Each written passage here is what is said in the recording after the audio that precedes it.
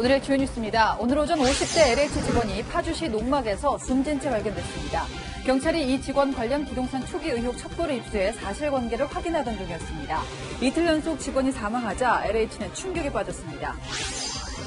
어제 숨진 채 발견된 LH 간부와 함께 근무했던 전북지역본부 직원들이 3기 신도시 예정지인 광명 시흥 땅을 사들였던 것으로 밝혀졌습니다.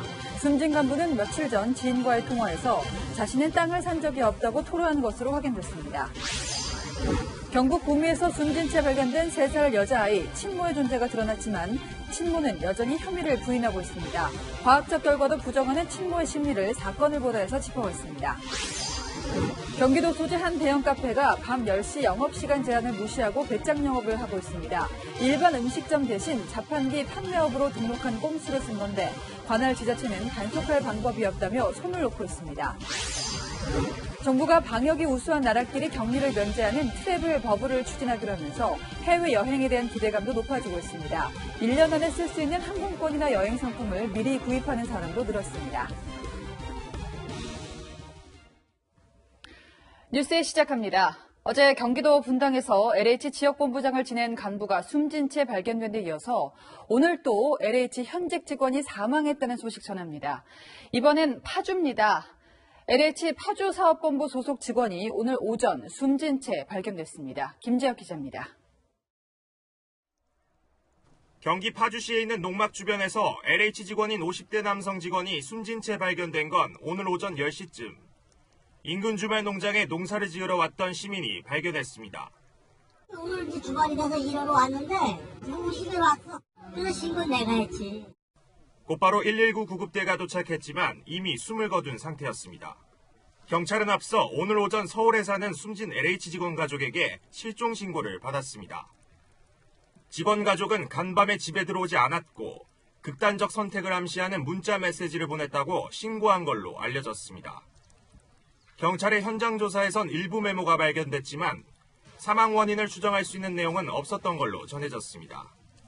숨진 LH 직원은 파주사업본부 소속으로 어제 정상 출근했습니다. 어제 오후에는 지인과 통화도 했습니다.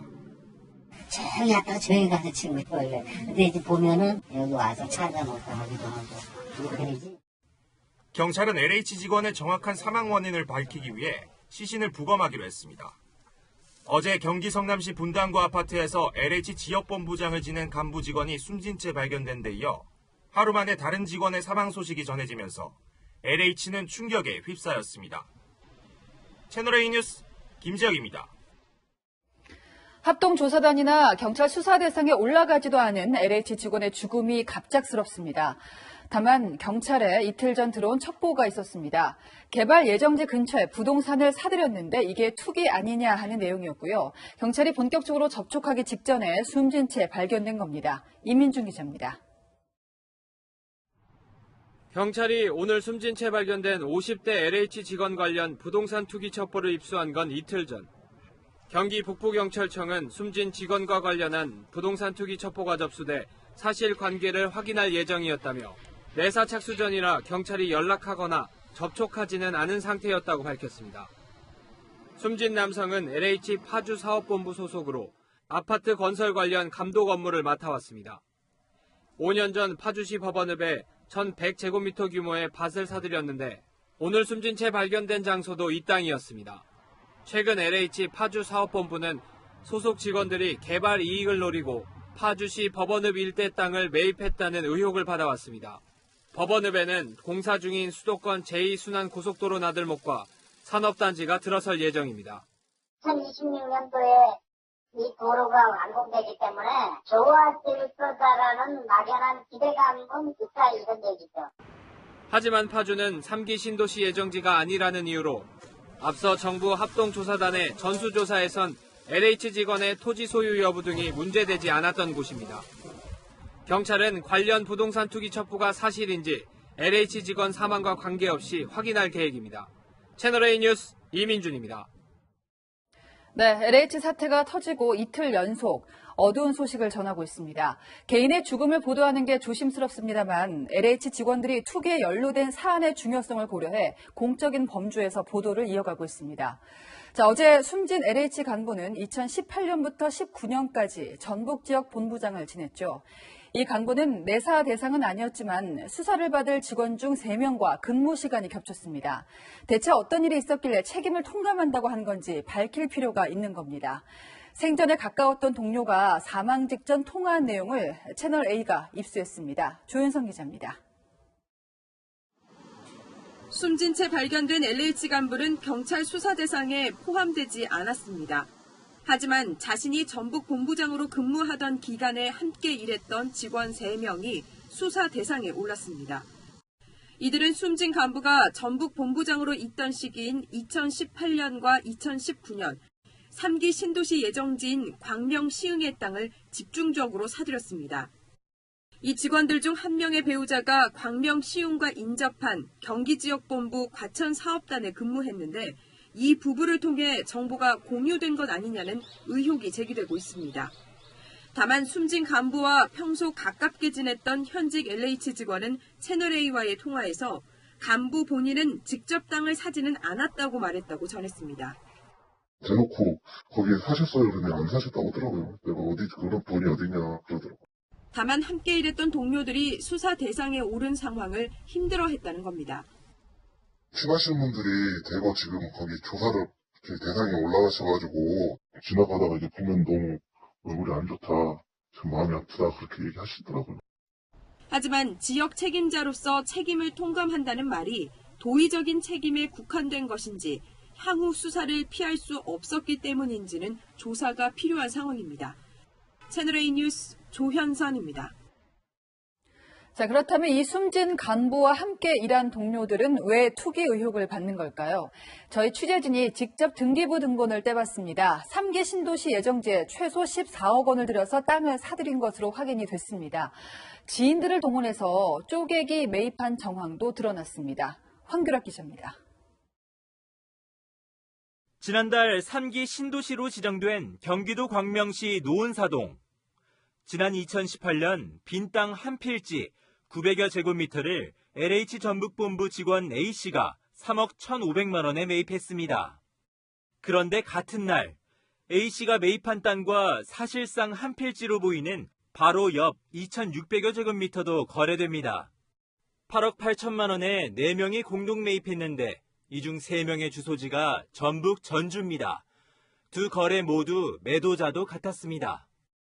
A씨와 나머지 매수자들의 관계는 확인되지 않았지만 원래 하나였던 땅을 알고 지내던 사람들끼리 쪼개서 매매한 걸로 추정됩니다. 상가가치를 받을 수 있다라고 할 수 있는 신도시 개발했을 때 법안에 나와 있는 게 1,000제곱미터 이상이에요. 그래서 그렇게 300몇 평씩 분할해서 LH 전북본부에서 토지 판매 업무를 맡았던 직원 B씨는 A씨가 매입한 땅과 1km쯤 떨어진 곳의 땅을 매입했습니다. 수풀이 우거진 말 그대로 임야인데 6억 원 넘게 주고 매입했습니다. 또 다른 직원 C씨도 경기 과천사업단에 근무하던 아내 등 3명과 공동 명의로 4,000제곱미터 정도의 땅을 15억 원에 샀습니다. 매물 없어요. 매물 나와도 저희들이 일부러 세진 것들 나가가지고 나무 심으려고 하우스들 설득하고 그러더라고요. 이 밖에 숨진 간부와 근무 시기가 겹치지 않지만 전북본부 출신 퇴직자 2명도 수사 대상에 오르면서 전북본부 내부에서 조직적인 정보 공유가 있었는지가 수사의 관건이 될 전망입니다. 채널A 뉴스 황규락입니다. LH 투기 의혹, 이제는 조사 범위를 전국 단위로 넓혀야 하지 않을까요? 또 다른 3기 신도시 예정지죠. 인천 계양 테크노밸리 부지에서도 마치 복사판 같은 투기 의심 정황이 발견됐습니다. 신도시 발표 직전에 거래량이 급증했고요. 또 토지 보상에 유리하다는 값비싼 소나무를 무더기로 심은 땅도 있었습니다. 조현진 기자가 현장 취재했습니다. 3기 신도시인 인천 계양 테크노밸리 개발사업 부지. 심은 지 얼마 되지 않은 소나무 묘목들이 눈에 띕니다. 400제곱미터 크기의 이 땅에만 어린 소나무가 2,000그루 넘게 심어져 있습니다. 땅 주인이 심은 소나무는 고급 정원수인 금송. 개발 사업 시 토지 보상에서 보상가가 높게 잡힙니다. 그대로 갖건지 뭐 그 이상 주건지 그러려고 다 심는 거 아니에요? 저희도 이거 한 그루에 50cm 정도 되는 거 40만 원에 사오거든요. 외지에서 온 땅 주인은 신도시 발표 7달 전 이 땅을 사들인 뒤 2명에게 지분을 나눠줬습니다. 농사 말고는 할 게 없는 땅을 쪼개기 한 겁니다. 실제 이 일대 토지 거래는 신도시 발표 직전 크게 늘었습니다. 2018년 11월 토지 거래 건수는 330여 건으로 평년보다 3배 이상 늘었습니다. 인천시와 경찰이 계양 테크노밸리 부지에 대한 대대적인 조사를 진행하고 있지만 뒷북이라는 지적이 나옵니다. 이미 보상이 상당 부분 진행됐기 때문입니다. 일부 주민들은 정부의 신도시 정책을 믿을 수 없다며 토지 수용을 거부하고 있습니다.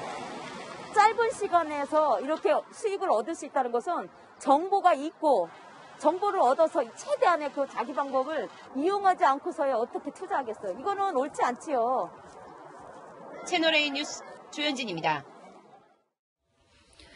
문재인 대통령이 변창흠 장관을 시한부 유임시킨 건 그만큼 공공재건축으로 대표되는 이사 부동산 대책을 밀어붙이겠다는 의지가 강하다, 풀이할 수가 있겠는데요. 선거가 발등에 떨어진 민주당은 이런 결정을 어떻게 받아들이고 있을지 전혜정 기자가 내부 분위기를 취재했습니다. 변창흠 국토교통부 장관에 대한 문재인 대통령의 사의 수리 조건은 이사 주택공급대책 후속 입법의 기초 작업이었습니다. 변창흠 장관 주도로 추진한 공공주도형 주택공급대책과 관련된 입법의 기초 작업까지는 마무리해야 한다고 말했습니다. 정부는 공공주택특별법과 도시정비법, 소규모 주택정비법과 도시재생법 등 공공주도형 재건축, 재개발 추진을 위한 이사대책 후속 법안 9개를 추진 중입니다. 주택공급 확대를 위한 법안들과 투명하고 공정한 거래질서 확립을 위한 부동산 거래법 등은 이번 3월 임시국회에서 차질 없이 처리되도록 간곡히 요청드립니다. 하지만 이들 법안이 오는 24일까지인 3월 임시국회에서 통과될지는 미지수입니다. LH 투기 방지법을 논의하느라 후속 법안들이 국회 국토위에 하나도 상정조차 되지 못했기 때문입니다. 그러다 보니 여권에선 후속 법안의 국회 처리 여부와 관계없이 4월 재보선 전에 변 장관 거취를 정리해야 한다는 목소리가 커지고 있습니다. 한 여권 관계자는 대통령의 말은 배려 차원일 뿐이라며 3월 말엔 변 장관의 사의가 최종 수리될 것이라고 내다봤습니다. 청와대는 거듭 국민들이 납득할 수 있는 시점에 변 장관 사표가 수리될 것이라고 말을 아꼈습니다. 채널A 뉴스 전혜정입니다. 네, 변창흠 장관 사퇴와 함께 더불어민주당이 꺼낸 카드는 바로 특검이죠. 야권에도 도둑이 제발 저리냐며 특검을 받으라고 압박하고 있는데 정작 여당 안에서도 회의적인 반응이 나옵니다. 이현수 기자입니다. LH 특검을 처음 제안한 박영선 더불어민주당 서울시장 후보는 특검을 거부한 야권을 비판했습니다. 중립적인 인사의 특정을 야당이 받아야 된다. 그래야 떳떳한 것 아닌가. 당당하지 못하기 때문에 못 받는 것 아니냐. 이렇게 생각합니다. 도둑이 재발절인 것 아닌가. 특별검사를 중립인사로 세우고 수사 공평성과 객관성을 담보받으면 가장 신뢰받을 수 있는 수사라고도 했습니다. 여권이 연일 특검 카드를 밀어붙이고 있지만 속내는 복잡합니다. 여권 지지층 일부가 특검 제안에 반발하고 나선 겁니다. 민주당 당원 게시판에는 국가수사본부가 있는데 왜 특검을 하나? 3년 전 드루킹 댓글 조작 사건 특검을 언급하며 무슨 이득이 있다고 하느냐? 대통령이 국수본에 철저하게 수사하라 했다 등 특검에 반대하는 글이 올라왔습니다. 4.7 재보선 전에 국면을 전환할 수 있는 변곡점이 없다는 우려도 있습니다. 민주당 관계자는 고구마 줄기처럼 조사 결과가 나와서 국민들의 속이 시원해지면 좋겠지만 그러기 힘든 문제라고 했습니다. 야권은 검찰 수사가 우선이라며 특검을 반대하고 있습니다. 오세훈 국민의힘 서울시장 후보는 검사가 투입된 합동수사본부를 포클레인해 특검을 삽자루에 비유하며 비판했고 안철수 국민의당 서울시장 후보는 직접 청와대 청원을 올려 검찰 수사를 촉구했습니다. 채널A 뉴스 이현수입니다.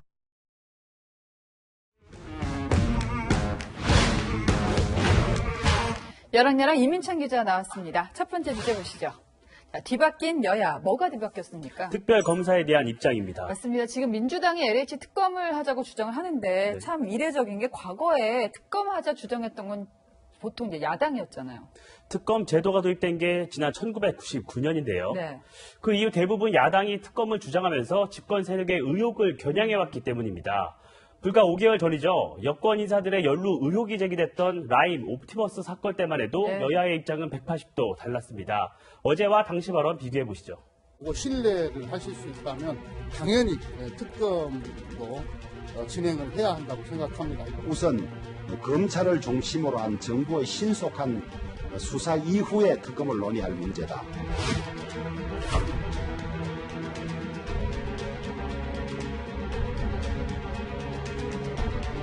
이 사건 수사로 국력을 낭비할 수는 없습니다. 선택은 오로지 특검밖에 없습니다. 최장 120일짜리 특검을 요구하는 것은 정쟁을 내년까지 연장하겠다고 하는 정치 공세용 특검인 거죠.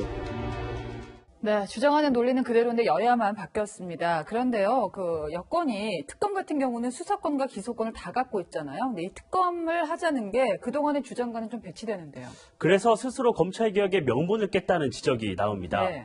당장 윤희수 국민의힘 의원은 현 수사 체계의 문제점을 인정한 것이라고 비판했는데요.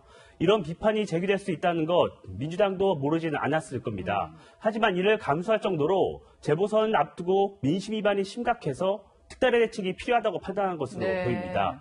또 특검이 성사되지 않으면 야당의 반대로 안 됐다면서 책임을 야당에게 넘길 수 있다는 포석도 깔린 것으로 보입니다. 네. 다음 주제 보겠습니다. 19일을 넘길 수가 있다. 자, 서울시장 선거에 지금 화면에 나오지만 오세훈 또 안철수 후보가 지금 나섰는데 당초 단일화에 합의한 시한이 오는 19일이었잖아요. 이걸 또 넘길 수 있다고요? 양측 단일화 협상단이 3차례 만났는데요. 네. 토론의 횟수와 여론조사 문구를 두고 이견을 좁히지 못했습니다. 이 때문에 단일화 후보 발표가 당초 약속한 19일, 즉 후보 등록일 마지막 날 이후로 미뤄질 수 있다는 얘기가 나옵니다. 네. 국민의힘 관계자는 19일 단일 후보 발표가 필수 불가결한 건 아니라며 서울 시민에게 제대로 평가받는 절차가 중요하다고 했습니다. 네. 자, 협상이 잘 될 거다 장담하는 분위기였는데 지금 후보들 반응은 어떻습니까? 먼저 오세훈 후보 목소리 들어보시죠. 협상단의 협상이 경색되면 저희 후보들이 큰 틀에서 물꼬를 트겠다 이렇게 말씀드린 바가 있죠. 네, 기대하셔도 좋습니다. 안철수 후보도 SNS에 현재 협상 상황을 이해하기 어렵다면서도 반드시 단일화를 이뤄야 한다고 적었는데요. 예. 두 후보 말만 들으면 당장이라도 합의가 될 것 같지만 넘어야 할 산이 많습니다. 국민의당은 19일까지 일주일도 남지 않은 만큼 토론회는 최소화하고 여론조사에서 경쟁력을 묻는 문구로 일괄 합의하자는 입장인데요. 국민의힘은 한 차례 토론으로는 부족하고 예. 여론조사 문구도 이견이 있기 때문에 단계적으로 합의하자고 맞서고 있습니다. 비전 발표에도 원래 내일로 예정이 됐었는데요. 이건 어떻게 됩니까? 일단 하기론 했는데 구체적인 방식조차 정해지지 예. 않았습니다. 후보 단일화 협상은 순조로웠던 적이 없었던 것 같습니다. 이번에도 예외는 아닌 것 같은데요. 예. 그래서 오늘의 여랑야랑은 한 발씩만으로 정해봤습니다. 자, 그런데 단일화가 빨리 되느냐 좀 최대한 늦게 되느냐에 따라서 유리하다고 판단하는 후보들 입장도 있을 것 같아서 이건 좀 더 지켜봐야겠습니다. 지금까지 여랑야랑이었습니다. 네, 다음 소식입니다. 김학의 전 차관 불법 출국 금지 의혹 중에서 이성윤 서울중앙지검장이 연루됐던 부분, 검찰에서 공수처로 다시 공수처에서 검찰로 수사 권한이 왔다 갔다 했죠. 중단됐던 검찰 수사가 재개되나 싶더니만 이번에는 수사팀이 반토막 나게 생겼습니다. 정현우 기자입니다. 수원지검 수사팀 검사 2명에 대한 검찰의 파견 연장 요청을 법무부가 거부한 건 어제 오후. 이날 오전 고위공직자 범죄수사처는 김학의 전 차관 불법 출국금지 의혹 사건 관련 피의자인 이성윤 서울중앙지검장과 이규원 검사 수사를 다시 검찰에 넘겼습니다. 공수처가 지금 현재 수사처 구성 중이니까요. 지금 현실적으로 본격적으로 수사할 수 없는 입장이기 때문에 수원지검 수사팀 검사는 부장검사를 제외하고 모두 4명. 이 중 내일 파견이 끝나는 임세진 부장검사와 김경목 검사의 파견 연장이 불어되면서 수사팀 규모가 줄어든 겁니다. 법무부 관계자는 1개월 이상 검사 파견은 법무부 승인 사항인데 그간 검찰총장이 1개월 미만씩 파견하는 식으로 승인을 피해왔다는 입장입니다. 관례상 승인되었던 검사 파견 요청이 거부되자 검찰 수사팀은 당혹감을 감추지 못하고 있습니다. 수사팀은 사흘 뒤 차규근 법무부 출입국 본부장을 불러 조사할 예정이었습니다. 그런데 조사를 앞두고 차본부장 수사 담당인 임세진 부장검사가 중도 하차하게 된 겁니다. 수원지검 관계자는 수사 기록이 방대해 향후 수사 차질이 우려된다고 말했습니다. 차기 검찰총장 인선 작업이 진행 중이고 이성윤 지검장이 후보군으로 거론되는 상황에서 나온 법무부의 이번 결정에 수사팀이 암초를 만났다는 분석이 나옵니다. 채널A 뉴스 정현우입니다.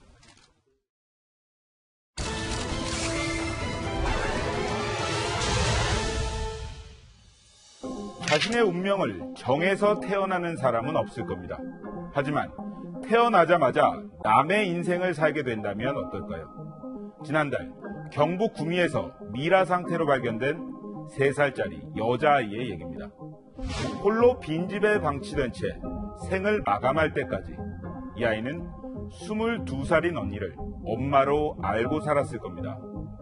유전자 검사 결과 외할머니와 숨진 아이의 DNA가 일치했고 경찰은 친모인 외할머니가 아이를 바꿔치기 했다고 보고 있습니다. 하지만 친부는 누구인지 언니가 실제 낳은 딸은 어디로 사라졌는지 여전히 의문투성입니다. 이 안타까운 아이들의 비극, 어디서부터 뭐가 잘못됐던 걸까요?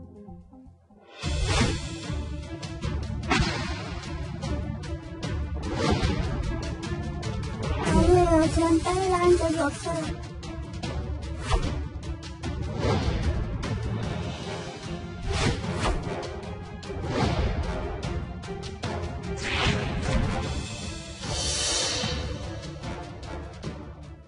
네, 3살짜리 여자아이가 숨진 채 발견된 게 지난달 10일이었고요. 당시만 해도 22살 여성의 친모라고 알려졌었는데 아니었던 거예요. 어떻게 알려졌습니까? 네, 보통 친부모와 자식 사이에 유전자 검사를 해보면 99.99% 일치하는 것으로 나옵니다. 그런데 경찰이 숨진 아이의 엄마로 알려졌던 22살 여성의 유전자 검사를 해봤더니 비슷하긴 했지만 일치하지는 않았습니다. 그래서 주변의 다른 인물들과도 DNA 대조 작업을 진행하기 시작했는데 외할머니인 줄 알았던 48살 여성과 유전자가 완전히 일치했던 겁니다. 친모는 따로 있었고 엄마인 줄 알았던 여성은 숨진 아이의 언니였던 겁니다. 네, 정말 충격적입니다. 아이가 바뀌었다는 건데 그게 가능합니까? 네, 숨진 아이를 기준으로 설명을 해보겠습니다. 지난달 숨진 3세 여아의 언니로 밝혀진 여성은 2018년 초에 실제 딸아이를 출산했습니다. 병원 기록도 남아있는데 경찰은 비슷한 시기에 딸을 낳은 친모가 두 아이를 바꿔치기 했을 가능성에 주목하고 있습니다.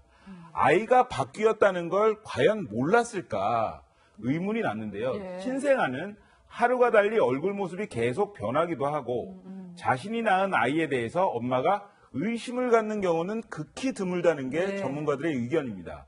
실제 언니는 소식을 접한 뒤에 깜짝 놀라면서 그럴 리 없다고 말한 것으로 알려졌습니다. 딸이 엄마의 임신 사실을 몰랐다는 것도 의문으로 남기는 합니다. 그러니까 엄마가 언니였고 외할머니가 엄마였고 정말 좀 복잡합니다. 유전자 결과를 토대로 경찰은 친모를 구속을 했습니다. 그래도 여전히 부인하고 있거든요. 네, 이제 먼저 그제 법원에 출두하는 영상부터 한번 보시겠습니다. 네. 숨진 아이한테 하고 싶은 말씀 따로 없으세요? 제 딸이 낳은 딸이 맞아요. 딸이 맞아요? 제 딸이 낳은 딸이 맞다고요. 본인 아이가 아니라고? 아닙니다.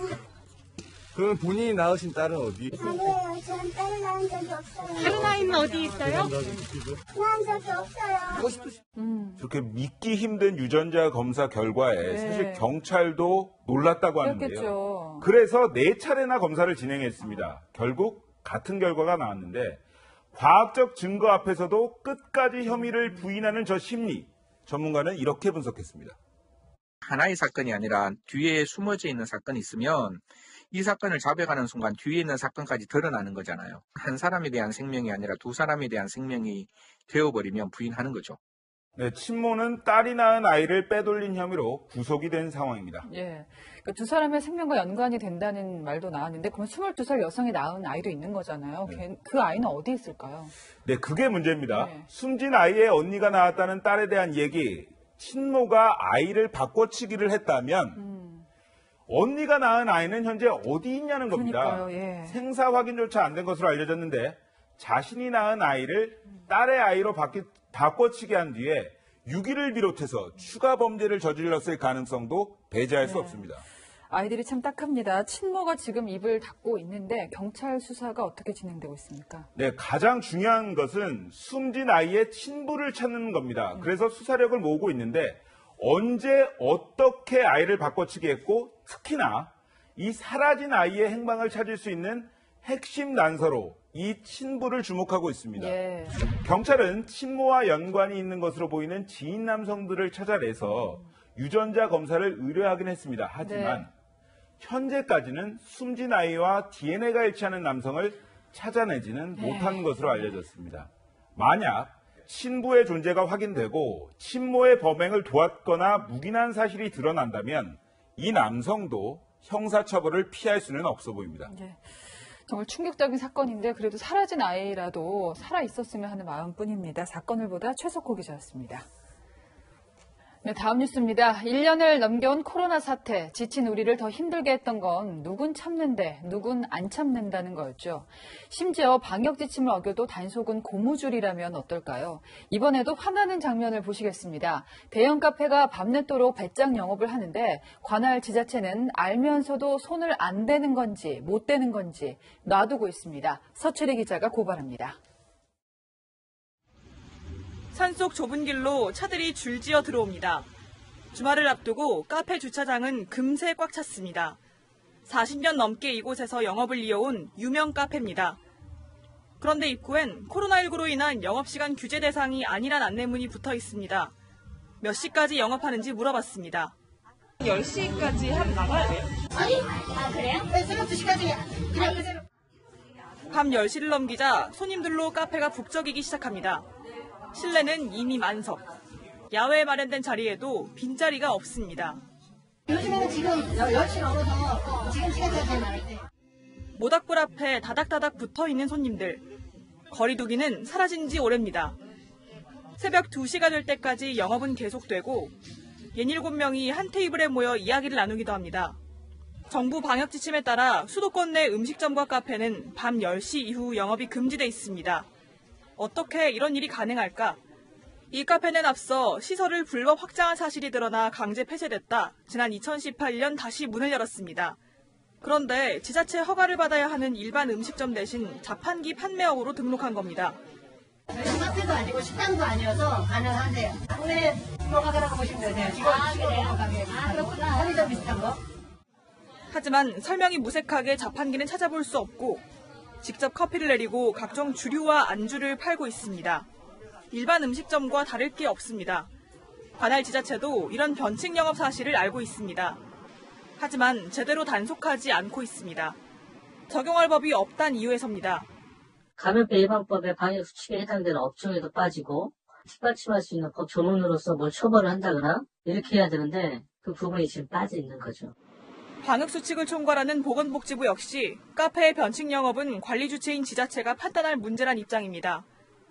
모두가 손을 놓은 사이 방역수칙을 비웃는 변칙 영업은 오늘도 계속되고 있습니다. 채널A 뉴스 서채리입니다. 네, 저런 사람들도 있고요. 또 답답하다 보니까 여행 가고 싶은 분들도 많으시죠. 방역이 괜찮은 나라들 사이를 오가는 건 괜찮지 않을까요? 요즘 해외여행 상품을 미리 사두는 분들이 많아졌습니다. 홍유라 기자입니다.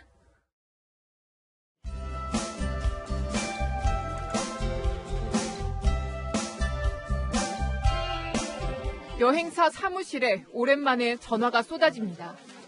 3박 5일에 지금 최저가가 지금 저희 39만 9,700원으로 진행되고 있어가지고요. 1년간 가격 변동 없이 사용 가능한 항공권 사전 판매가 시작되자 지금 사두면 항공권 가격이 동결된 채로 유지된다 해서 여행을 그리워하던 사람들이 몰렸습니다. 다시 여행 떠날 것 같아가지고 너무너무 기대되고 그냥 생각하는 것만으로 너무 좋은 것 같아요. 빨리 코로나 끝나고 여행 갔으면 좋겠고요. 한 번에 10장을 구매한 경우도 있습니다. 여러 차례 해외를 나가거나 아니면 가족들과 다 함께 나가기 위해 다량의 항공권을 구매하는 것으로 보고 있습니다. 코로나 이후 전 세계에 대한 특별 여행 주의보는 유지되고 있는 가운데 현재 52개국이 입국을 금지하고 있지만 터키나 몰디브 등 일부 국가들은 출국 전 음성 결과를 받으면 자가격리 없이 여행을 허용하고 있고 백신 접종이 늘면 이런 국가는 늘어날 것으로 보입니다. 최근 정부에선 안전막 안에서 방역 우수국 간의 자유로운 여행을 허용하는 트래블 버블까지 추진하고 있습니다. 국토부에서 트러블 버블도 진행을 하고 있는 상황이어서 이 시기에 맞물려서 저희도 오픈을 하게 되었습니다. 사무실엔 아직 빈자리가 많지만 조금씩 활기가 돕니다. 혹시 왕복 가시는 거예요? 편도하시는 거예요? 빨리 정상화가 돼서 여행을 가고 싶다 항상 이런 생각뿐입니다. 코로나로 가로막힌 여행길, 백신 접종과 방역 노력에 힘입어 조금씩 열리고 있습니다. 채널A 뉴스 홍민아입니다. 미국, 일본, 호주, 인도 이렇게 쿼드라고 하는 네 나라가 힘을 합쳐서 중국을 견제한다는 개념이죠. 첫 정상회의가 화상으로 열렸는데요. 한국도 이 모임에 참여하길 바라는 게 미국 쪽 분위기입니다. 자, 다음 주면 미국 국무 또 국방장관이 동시에 우리나라를 방문합니다. 바로 이 문제를 거론할 가능성이 큽니다. 중국과 미국 사이에서 우리 정부 외교력이 시험대에 오를 시점입니다. 워싱턴 김정환 특파원입니다. Any Indo-Pacific nation that wants to be our partner. The Asia-Pacific region stretching from India to the Pacific nations of the Americas. 인도 태평양 지역을 다이아몬드 모양으로 연결하는 미국, 일본, 인도, 호주 4개국이 참여해 다이아몬드 협력체로 불려온 쿼드. 2004년 인도양 쓰나미 피해 대응키 위해 출범했다 유명무실해진 협력체는 2017년 트럼프 행정부에서 부활했습니다. 중국 견제라는 공동 목표 아래 열린 첫 정상회의에서 정상들은 우회적이지만 분명 중국을 겨냥했습니다. We're renewing our commitment to ensure that our region is governed by international law, committed to upholding universal values and free from coercion. 개발도상국에 자체 개발 백신을 공급하며 다가서는 중국에 대응해 인도 제약회사의 백신 생산도 지원키로 합의했습니다. 북한 문제도 언급하며 완전한 비핵화를 전념해야 할 과제로 꼽았습니다. 미국이 한국 등을 추가하는 쿼드 플러스를 구상 중인 가운데 15일부터 블링컨 미 국무장관과 오스틴 국방장관이 일본과 한국을 함께 방문하고 이후 오스틴 장관은 인도까지 차례로 방문합니다. 블링컨 장관은 첫 쿼드 정상회의 결과를 우리 측에 전달하며 쿼드 플러스 참여를 요청할 가능성이 제기됩니다. 중국 관영 매체는 한국의 쿼드 플러스 참여는 중국과의 신뢰를 훼손할 것이라고 주장했습니다. 우리 정부가 이제는 전략적 모호성에서 벗어나 공동의 가치와 원칙에 입각한 선택을 선제적으로 할 필요가 있다는 분석도 나옵니다. 워싱턴에서 채널A 뉴스 김정환입니다. 네, 우리가 지금까지처럼 모호한 외교를 하기는 힘들겠다 싶은 상황이 또 있습니다. 미국 바이든 새 정부가 반중 정책만큼은 트럼프와 결이 다르지 않습니다. 특히 화웨이 같은 중국 기업을 오히려 전보다 더 강하게 규제하기로 했습니다. 유주은 기자입니다. 통신 장비를 이용해 스파이 활동을 돕는다는 의혹을 제기하며 화웨이 제품을 규제했던 트럼프 행정부. 바이든 행정부도 제한 조치를 추가했습니다. 미국 기술과 장비로 생산한 5G 장비용 반도체만이 아니라 안테나와 배터리까지 수출 제한 부품을 확대해 상무부 승인을 받도록 한 겁니다. 화웨이가 체결한 기존 계약에도 차질이 빚어질 것으로 보입니다. 국가안보에 위협이 되는 기업 리스트에도 중국 첨단 기업 3개를 추가했습니다. 화웨이를 포함해 5개 기업으로부터 장비를 구입하는 미국 업체들은 9조 원 넘는 정부 기금을 이용할 수 없습니다. 이 같은 압박은 기술 패권을 강조해온 중국에 대한 미국의 견제 심리도 작용한 것으로 풀이됩니다. 중국 정부는 즉각 반발했습니다. 事实一再表明美国是一个不可靠、没有可信度的国家。 중국 기업에 대한 탄압을 중단하고 차별 없는 방식으로 대응할 것을 강조했습니다. 채널A 뉴스 유주은입니다. 불룩해진 뱃살 빼고 싶은 저 같은 분들 집중하시죠. 숨쉬기로 복근을 만들 수가 있답니다. 윤승옥 기자가 소개합니다. 배는 볼록해지고 등은 굽어지고 걸음은 불안합니다. 우리 몸의 핵심 근육인 복근이 약해지면 생기는 심각한 문제들입니다. 복근이 약한 상태로 막연히 운동을 하면 부상 위험만 커집니다. 그런데 해법은 간단합니다. 숨만 잘 쉬어도 복근을 키울 수 있습니다. 단 가슴으로 하는 흉식 호흡이 아니라 배로 숨쉬는 복식 호흡을 해야 합니다. 복식은 많은 공기를 호흡합니다. 측정해보니 흉식 호흡에 비해 2배 이상 많았습니다. 비밀은 여기에 있습니다. 호흡량이 많다는 것, 복근이 강하게 수축, 팽창한다는 뜻입니다. 이 과정에서 근육이 단단해지는 겁니다. 실제로 근육이 얼마나 활성되는지 측정해봤더니 일상 호흡에 비해 복식 호흡이 최대 5.6배나 높게 나타났습니다. 도 강해진다라고 해서 이 복식호흡법이 나온 거거든요. 안쪽 근육을 저희가 좀 단단하게 안정화시켜주고 강하게 만들어준다. 초콜릿 복근도 복식 호흡을 하면 보다 쉽게 만들 수 있습니다. 복근 운동을 할 때 복식 호흡을 병행하면 그 효과가 월등하게 커지기 때문입니다. 실제로 일상호흡과 복식호흡 때의 윗몸 일으키기를 비교해봤더니 복식호흡 때의 근육 활성도가 최대 5배가량 높게 나타났습니다. 일반 코어 운동 플러스 호흡을 해버리면 진짜 초콜릿 복근이 가능한데요. 반대로 호흡을 멈춰버리면 한 것만큼 돌려받지를 못하는 거예요. 복식호흡은 코로 마시면서 배를 부풀리고 입으로 내쉬면서 배를 수축합니다. 2, 3초 동안 마시고 4, 5초 동안 내쉽니다. 호흡은 운동의 시작입니다. 무슨 운동부터 해야 할지 고민된다면 복식 호흡부터 익히는 게 좋습니다. 채널A 뉴스 윤승옥입니다. 네, 그렇다고 숨만 쉬고 많이 드시면 안 됩니다. 자, 어우흥, 해보나 마나 어차피 여자 배구 우승은 한국생명이라는 말이 있었죠. 하지만 학교 폭력 앞에 어차피는 없었습니다. 염정훈 기자입니다. 한국생명은 경기 초반부터 불안한 모습이었습니다. 새로 합류한 부르나는 공격 범실에 서브 범실까지 하며 힘을 뺐고 마지막 보루였던 김연경마저 수비에서 불안한 모습을 보였습니다. 반면 인삼공사는 강력한 디우프의 스파이크, 결정적 순간 득점을 이어간 한송이, 여기에 이선우와 고희정이 뜻밖의 활약을 보여주며 한국생명을 완전히 눌렀습니다. 한국생명은 이번 시즌 5전승을 거뒀던 인삼공사에게도 완패하며 결국 2위로 시즌을 마무리했습니다.